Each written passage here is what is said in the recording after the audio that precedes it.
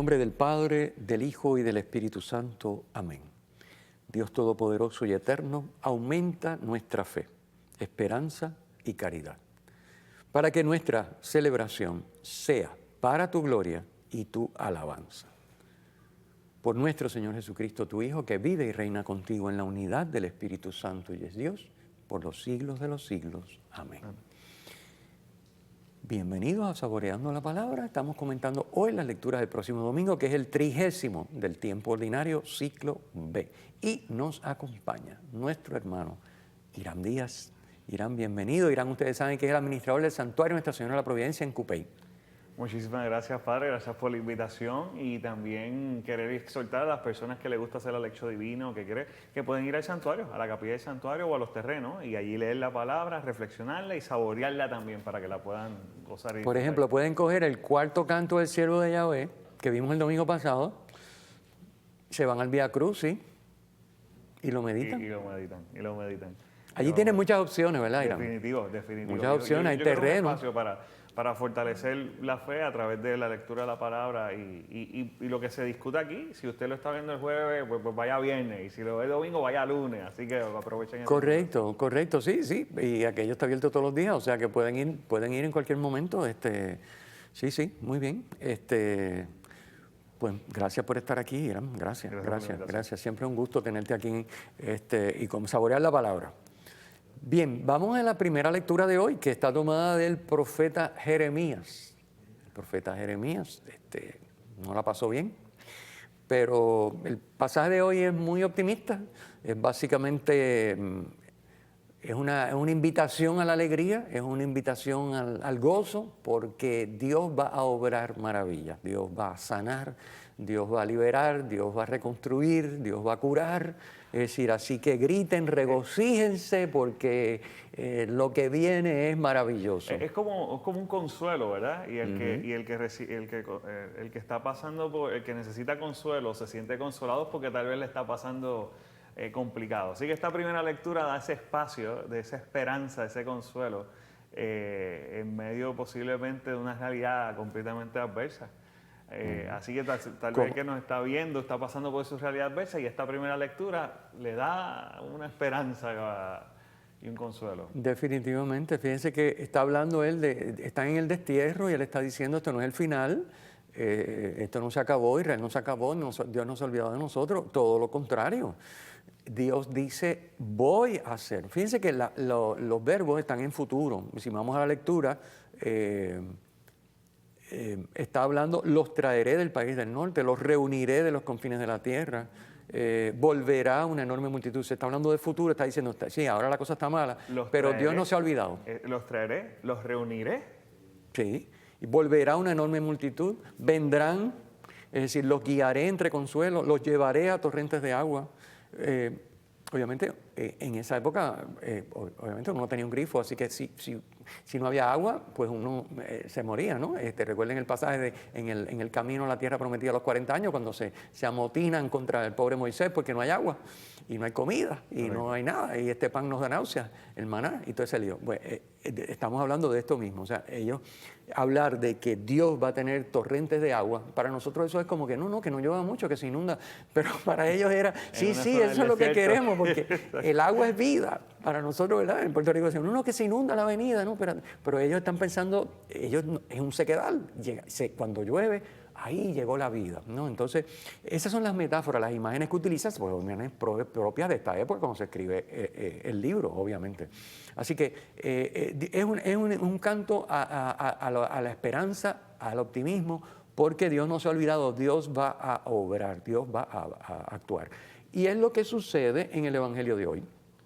En el Evangelio de hoy, ya Jesús a las puertas de Jerusalén, capítulo 10 de San Marcos, como hablaremos ahorita, pues realiza el milagro de sanar al ciego. Que Jeremías hace alusión también a los que están cojos, a los solos, a los ciegos, o sea, en el camino, o sea, que la esperanza literalmente es para todos.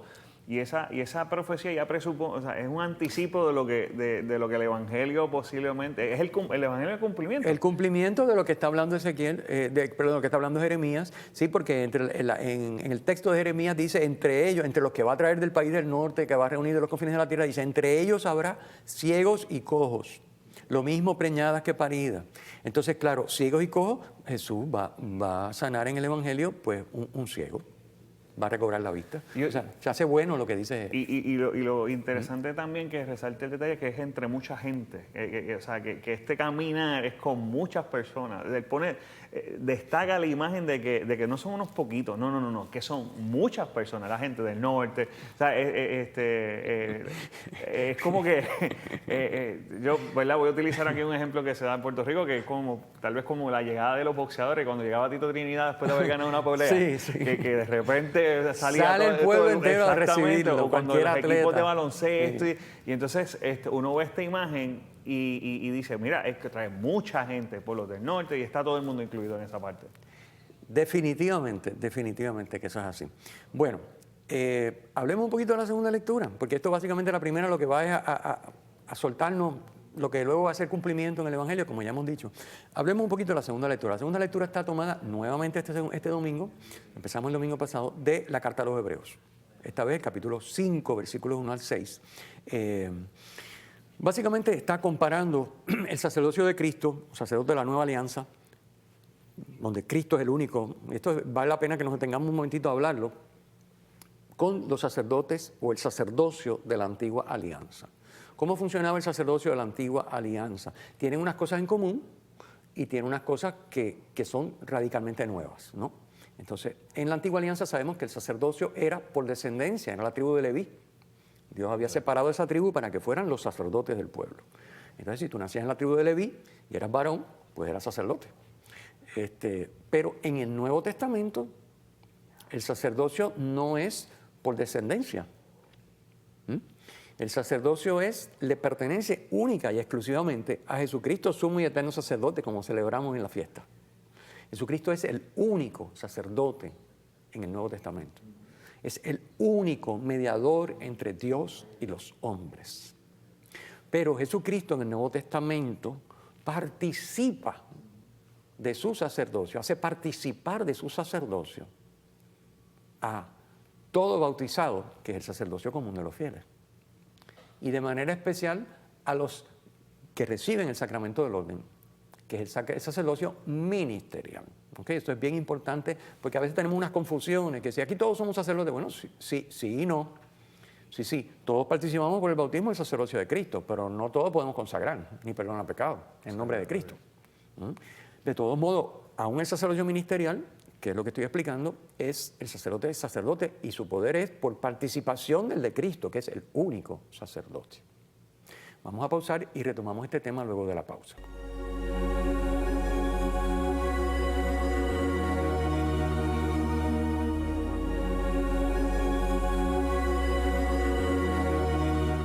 De regreso en Saboreando la Palabra, comentando las lecturas del domingo 30 del tiempo ordinario ciclo B con nuestro hermano Irán Díaz. Aquí estamos. Habíamos comenzado a hablar de la segunda lectura, que es muy importante, la Carta a los Hebreos, el sacerdocio de Cristo versus el sacerdocio del Antiguo Testamento. Y dijimos que hay unas cosas que tienen en común y otras que no. Estábamos explicando cómo es el sacerdocio en el Antiguo Testamento en términos de que es descendencia por descendencia y cómo es en el Nuevo Testamento, que el único sacerdote es Jesucristo, sumo y eterno sacerdote. Los demás son participaciones en distintos grados. Sacerdocio común de los fieles, sacerdocio ministerial, que está al servicio del sacerdocio común de los fieles. De hecho, el domingo pasado hablábamos de que el que quiera ser primero, que sirva. Bueno, pues se supone que los sacerdotes ministeriales, o no digamos nada de los obispos y el Papa, tenemos más oportunidades de llegar más arriba, se supone, porque técnicamente hemos sido constituidos por un sacramento en servidores de los demás con la gracia y con el poder que Dios nos ha hecho participar.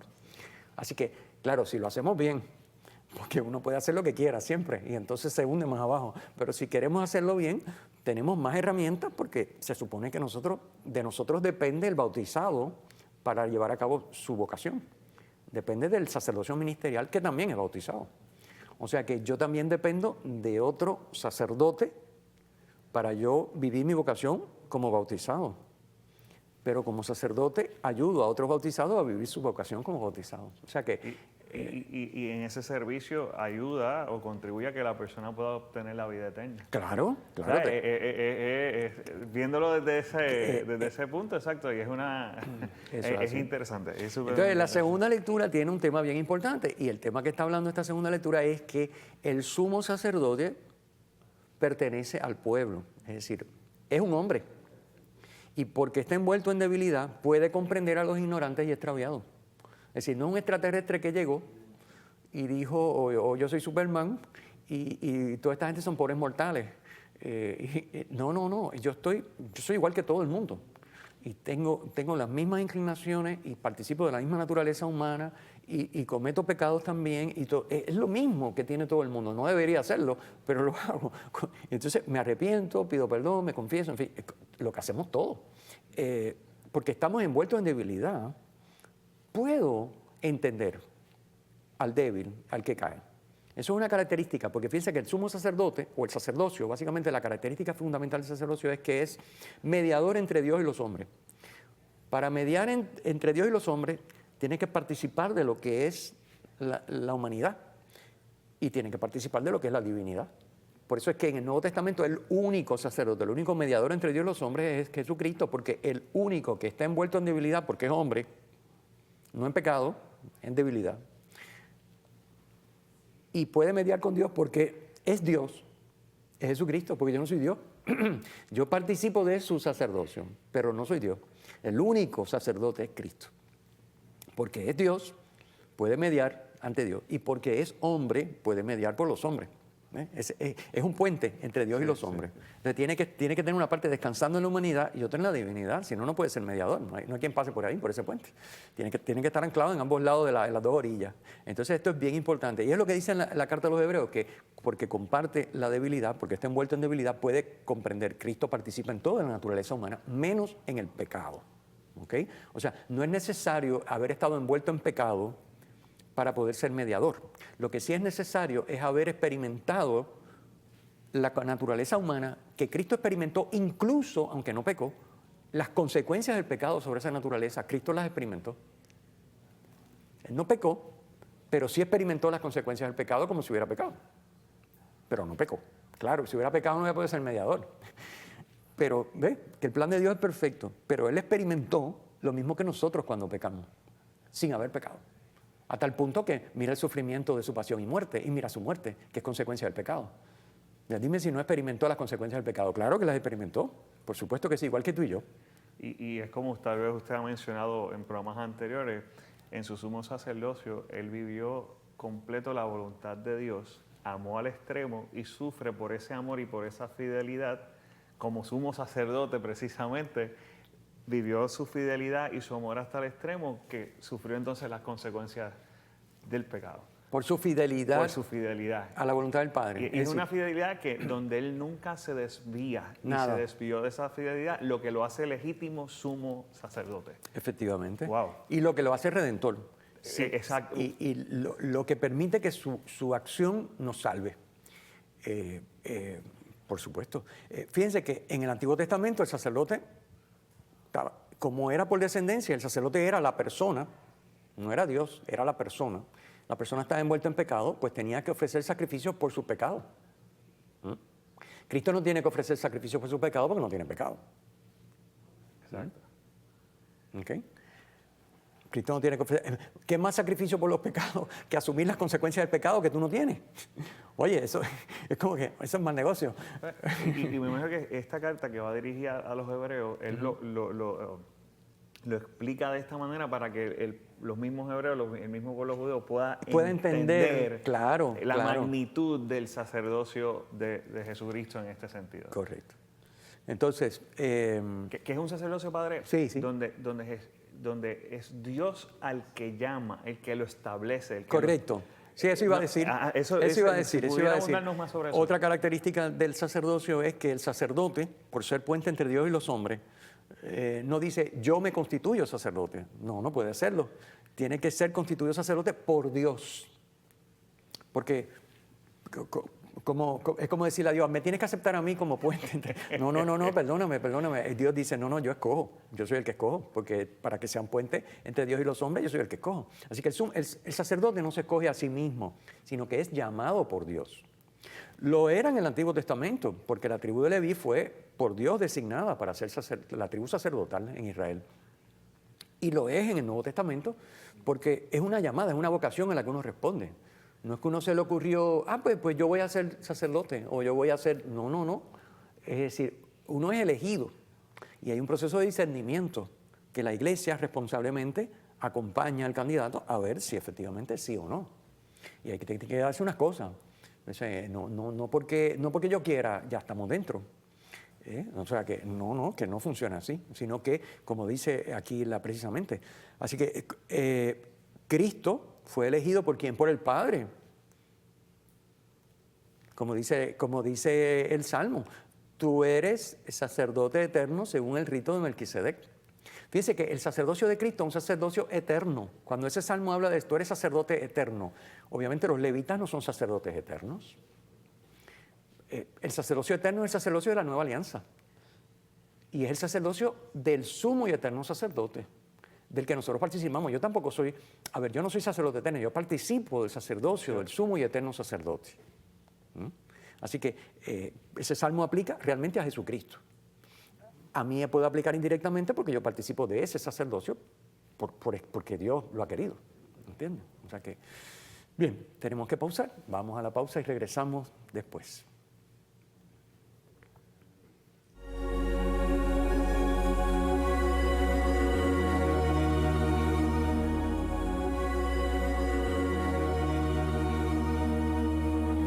De regreso, saboreando la palabra, ya estamos en el último segmento, se nos va acabando nuestro tiempito. Vamos al Evangelio, que estamos con el Evangelio de Marcos en el capítulo 10, y ya dijimos en la primera parte del programa que Jesús va a sanar al ciego, como a lo que alude el texto de Jeremías, que Dios va a devolver la vista a los ciegos y a hacer caminar a los cojos, etc. Bien, entonces...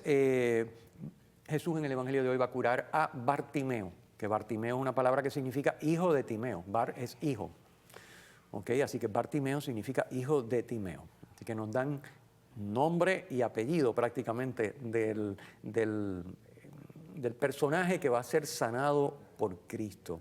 Y entonces es interesante cómo el domingo pasado, recuerden que los zebedeos se acercan a Jesús, y Jesús, que ya sabe lo que quieren, les dice, ¿y qué quieren que haga por ustedes? Bueno, pues hoy repite la misma pregunta, cuando por fin Bartimeo se acerca, después de la gritería y todo el lío, y se levanta, porque claro, la gente, el ciego, el cojo, el tullido, todo el que estaba marginado en esa sociedad. Recuerden que ellos veían que si no era una persona saludable, estaba excluida del culto a Dios, porque a Dios no se le podían ofrecer cosas imperfectas. Era como ofrecerle un animal cojo o ciego en un holocausto, pues eso es una falta de respeto. Entonces, una persona que tenía un defecto, pues no podía. Era, por ejemplo, el tema de la lepra. Es una enfermedad tan, clamorosa, pues esa persona quedaba excluido, primero por razones de que se contagiaba, pero también por razones de que Dios no lo podemos ofrecer a esta persona enferma a Dios. ¿Ves? Es una cuestión bastante rudimentaria la visión, ¿no? Pero, y también ha comentado anteriormente que si dice, si está ciego o está cojo es porque cometió algún pecado. Eso es lo otro. Cometió algún pecado. Ese es el otro. Y si cometió un pecado, por eso está ciego, pues no es agradable a Dios, no puede, está excluido de la asamblea, del culto, o sea, de la sinagoga, en fin. Terrible, ¿no? Era una cosa terrible. Este pobre hombre estaba excluido, estaba sentado al borde del camino, estaba pidiendo limosna, estaba sentado encima de su manto. El manto era su única posesión. El manto lo cubría por la noche para que no le diera frío. Y por el día, me imagino que le hacía un rollito para que le echaran las monedas, para saber dónde caían, porque si no, ¿cómo la iba a ver si era ciego? Así que para poder meter la mano en el manto y saber lo que le iban echando, pues lo ponía en forma de una especie de rollito y ahí le echaban las monedas. Entonces, fíjense qué interesante. Este señor que está al borde del camino se entera que va pasando Jesús y empieza a gritar, Jesús, hijo de David, ten compasión de mí. Y la gente, cállate la boca, no molestes al maestro, échate para allá, tú no vales nada, tú eres ciego, quédate allá, no fastidies. Porque claro, por lo que acabamos de decir, el pecado, en fin, la imperfección física, todo el asunto. Y entonces Jesús se para y lo manda a llamar. Y entonces le hace la misma pregunta que a los zebedeos. Cuando ve venir, ¿te acuerdas? Ya lo dijimos, cuando ve venir a los zebedeos le dice, ¿qué quieren que haga por ustedes? Vamos a clarificar qué es lo que ustedes quieren, porque no necesariamente lo que ustedes quieren es lo que se puede hacer. Como nos pasa como nosotros, ¿no? Cuando nosotros pedimos, ay Señor, Señor, dame esto, dame esto. Uno tiene que preguntarse, ¿qué le estoy pidiendo a Dios que haga por mí? Lo que le estoy pidiendo es, no es que Él no lo pueda hacer, Él es omnipotente, es que es lo que debo pedirle, es lo que hace falta que Dios haga. Esa pregunta es una pregunta muy, muy saludable, que nos preguntemos nosotros también. Que nos hagamos la idea de que Jesús me está preguntando, ¿qué es lo que tú quieres que haga por ti? Repítemelo otra vez, ¿qué fue lo que me dijiste? Porque a veces lo que decimos no corre. Bueno, la cuestión es que este señor se acerca, le pregunta la misma pregunta que a los zebedeos, ¿qué quieres que te haga? ¿Qué quieres que haga por ti? Obviamente, él lo que quiere es que el Señor verbalice. Porque fíjense que hasta ese momento lo que ha hecho es llamarlo. Jesús, hijo de David, ten compasión de mí. Bueno, pero ¿qué tú quieres que haga? ¿Cuál es la compasión?